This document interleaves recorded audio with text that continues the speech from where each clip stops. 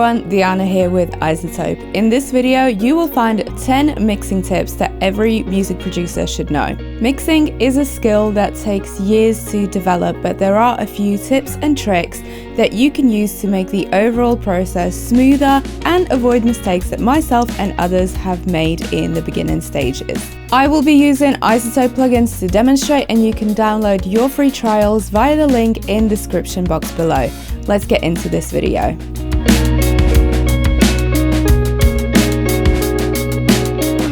Getting to know your environment is key for a great mixing experience. And frankly, it doesn't matter if you have a high-end setup or you're mixing with your laptop and your headphones. If you don't know your monitoring, you will be left confused about the overall quality of your mix and the way that it will translate across different speaker systems. For example, you could have a great pair of high-end monitors but sit in a room where there's a lot of echo, or maybe you're sitting in a stand-in wave where the low end is boosted or attenuated. Not being aware of these issues could result in mixes that are quite unbalanced. Knowing how professional songs sound within your setup will help to tune and calibrate your ears to your mixing environment and your monitoring setup. For example, when I used to work from box rooms that had quite a lot of echo, I actually preferred to monitor through my headphones because I felt that it provided me with a more accurate image of how my mixes are sounding. Equally, I started out by mixing on Yamaha HS5s, which are quite entry-level monitors, and what I did was I really got used to how those monitors sound and how professional mixes sounded through them. Recently, I have upgraded my monitors, but even in the beginning stages of using monitors that to me sounded a lot better and provided me with a lot more clarity, I still had to get used to how they sound. I played back mixes that I knew really well to help me calibrate the EQ settings on the back of my monitors, and all those little details in getting to know your setup really matter to accurately predict how these mixes might translate on different devices. I also like to play back my mixes on as many devices as possible. I will play it back through my phone speakers. I will also step away from the sweet spot in my monitoring just to take a listen to how it sounds across different spots in the room, for example. I might take my headphones and walk along traffic or a busy street and see if my mixes still cut through. Your listeners will rarely be sitting in the sweet spot of a perfectly treated room, so you want to make sure that your mixes translate well across many different environments and devices that your listeners might be hearing them on. Timing, tuning, removing unwanted noise will go a long way for a clean, polished and punchy mix. So be sure to fix those problems before starting your session. For example, if your kick and bass are coming in on the first beat but are slightly out of time with each other, that will affect the impact of that first hit. And it's not going to be your dynamics processing or EQ that will solve it. It's sometimes just nudging them a little bit more in time with each other will do the trick.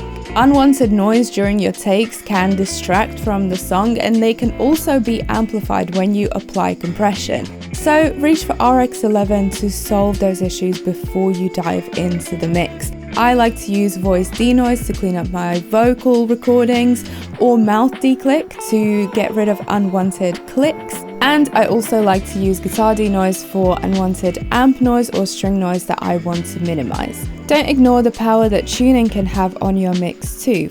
Sometimes a great vocal could use just a little bit of tuning adjustment to prevent sharper notes from poking out of your mix.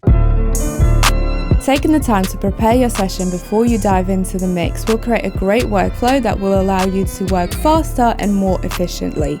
Get to know the different elements of your mix, organize the tracks in a way that makes sense to you, create your instrument buses, gain stage, balance out and pan your elements, and then listen.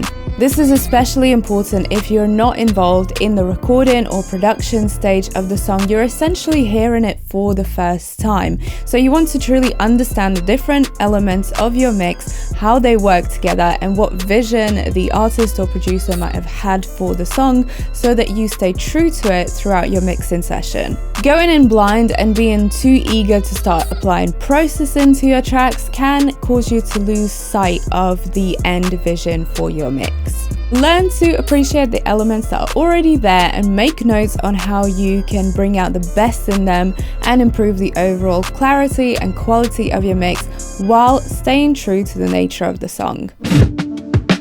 As you're mixing, it's important to keep the 3 dimensions of a mix in mind. So that's width, height, and depth. Height will refer to the positioning of your sounds in the frequency spectrum. So there will be elements that occupy the lows, mids, and highs of your mix. And ultimately, you want to get these right for a mix that sounds well balanced. Tools like Tonal Balance Control 2 can provide a visual representation of the low, mid, and high balance in your mix. And this can be especially useful if you're working in an environment where you don't trust the sonics quite as much and you want a visual tool that can help you better understand the balance of those elements in your mix. This is also helpful for referencing, as you can check the low, mid, and high balance of your favorite tracks. Width will refer to your panning choices, and this can be a great way to carve out space for other elements in your mix. For example, your kick, bass, and main vocals might be panned to the center of your mix, while synths, percussion, backing vocals might be panned left and right. And this can help you create more dimension and carve out space for those elements. Depth refers to how close or far the sounds appear to the listener. You might be adding more reverb to your backing vocals while keeping your main vocal more upfront and dry. And these choices will determine which elements are more up close and which provide more depth to your mix and are kind of further back in the mix. How do you really know when the mix is done? Reference tracks are the way to go. As you're mixing, find reference tracks that have similar sonic qualities as the end goal or end vision for your song. So this could be the groove of the song, the balance of the different elements, the sonic qualities of individual instruments. But of course, your mix won't sound exactly the same. So just knowing what quality control markers there are in your reference tracks will help you get to a point where you feel like your mix is done, it's finished, and it's sounding as best it possibly can be. You can use tools like Audio Lens to capture the characteristics of your reference tracks and see how these characteristics can be applied to your own tracks by using those references in Ozone 11 Mastering Suite. Have you ever achieved the perfect vocal sound only to bring it back into your mix and realize that it doesn't actually quite work with the rest of the elements that are there?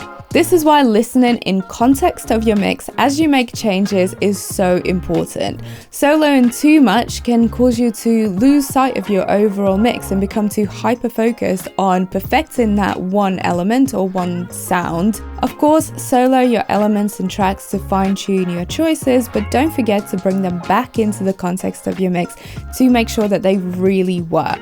Often it's about simplifying the process. Don't just focus on using the most fancy mixing techniques that you've seen somewhere, but actually listen and diagnose what this element or mix needs. Sometimes simple volume automation can make your elements sit better together within a mix without using too much compression to try and squash them all together. I really love Nectar 4's auto level feature for this reason, as it allows me to adjust the dynamics of my vocal so that the compressor doesn't have to work as hard to tame them. And remember, the song arrangement will have a great impact on the overall mix balance and how well those elements sit together. So as you're writing and producing, think about how your sonic choices will affect the final mix. You don't have to mix in mono, but checking your mixes in mono will be crucial to make sure that all that beautiful panning and effects that you've added to your mix will not get lost once you switch over to mono. And this will ensure that your mixes translate well across different devices.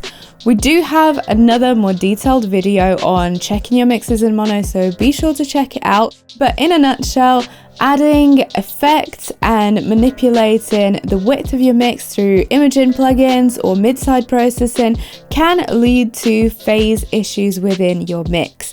Or there might be multi-mic'd elements that are out of phase with each other and are causing phase cancellation. So to prevent this from slipping under the radar and ensuring that your mixes translate well both in stereo and mono, be sure to check in mono regularly, and you can also use Ozone 11's Imager plugin and check the correlation trace window. You can see clearly from when these values dip into the red that you might need to rethink your panning and processing choices. Adding effects like reverb and delay can be a very quick way to muddy up your mix. Simple EQ moves can easily resolve this problem while retaining the lush quality of those effects and the tonal characteristics that they add to your mix. Neoverb already has pre-EQ and post-EQ built into the plugin, but you can also use the unmask feature to check where there's frequency masking happening between the dry and wet signal, and use it to see whether your reverb is clashing with other elements in your mix and provide EQ settings accordingly. These will reduce frequency masking for a clean and polished mix.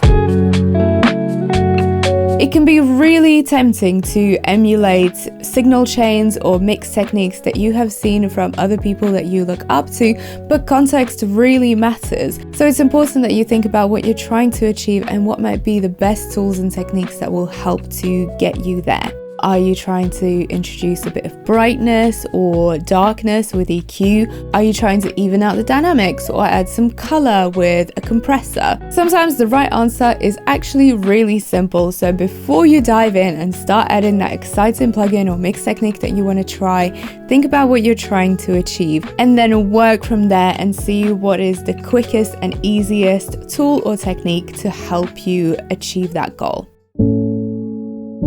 Mixing is a physically and mentally demanding job that requires a lot of concentration, attention to detail, and creativity.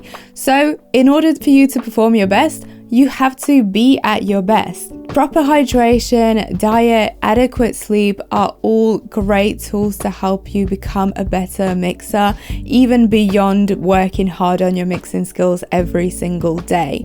And you need to trust your ears and look after them as well. They are, after all, your greatest asset. So when you're mixing, avoid listening at loud volumes for too long, as this can lead to ear fatigue and hearing damage. In fact, listening at quieter volumes will help you identify issues more accurately, as you won't be blinded by the very exciting, loud music coming out of your speakers. When your mix sounds great and exciting at lower volumes, you know that it will sound great when you turn it up. As you're mixing, don't forget to take frequent breaks because you are concentrating very hard and you want to regain some perspective and clarity. After a certain period without taking breaks, you won't be able to hear the changes that you're making as clearly. So be sure to take regular breaks. And most importantly, trust yourself and your judgment. We know when something sounds off, so don't ignore it.